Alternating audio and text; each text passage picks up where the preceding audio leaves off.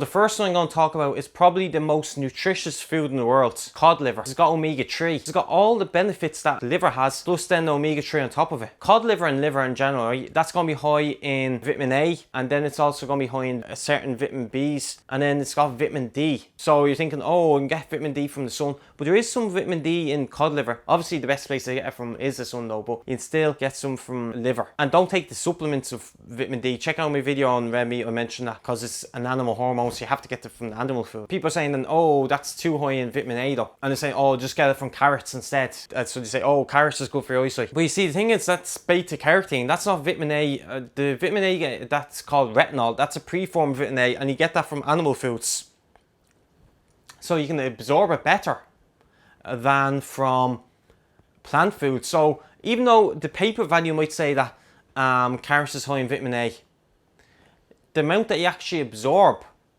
you don't absorb that well from plant foods because it's beta carotene. That's not the preformed version. You see, it has to get converted from beta carotene into vitamin A, so you won't actually absorb much of vitamin A from the carrot anyway. So that's why it's good to eat something like liver, okay? And again, it might be the best option because it's in a tin, but if you're in need for something, then this is good. It's got a little bit of salt in it, 1% of salt. I don't generally want to eat salt, but there's only 1%, so it's not gonna do too much harm. And then I've got some raw cod liver oil, okay? Because like, I don't be eating this too much because the iron foilings from around it, the metal foilings might actually seep into the food. So don't be eating the tins too much. This is the oil, okay? So you take a teaspoon, you can have one of those every day. And then the next food is beef jerky, okay? Now you can see that, and you can get beef jerky in a good few shops, okay? And there's too many ingredients in some of them, okay? That's to keep it from going bad.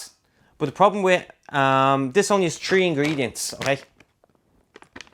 So, because you mainly just want it for the beef. But the reason why I have this, I don't eat this on a regular basis, and as I said, I just have it in case of an emergency or from traveling somewhere. I only have that for that reason. It's got like B12, the protein, creatine, which is a type of protein. It's a non-essential amino acid, and that's a building block. So amino acids are building blocks really. This is a non-essential one, but it's creatine, and that's good for building muscle. You can check out my video on red meat where I talk about the benefits of beef and all that. And if you travel, like just say if you're camping, you could bring these with you maybe, and then like even bring the next thing as well with you, and then you have like a meal or 2 already, maybe even 2 or 3 meals, okay?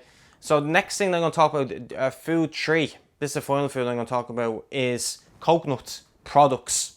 So I've got like coconut milk here. This isn't really nutritious, but it's a low carb food because I'm following low carb food, so this is pretty low carb and you can use it in a lot of things. This one's organic, which is the benefit, and then it's got coconut 50%, and then water. The next one is these coconut cream sachets. My friend told me about this before and I tried them out. So what you do is like these, you use them mainly in curries, okay?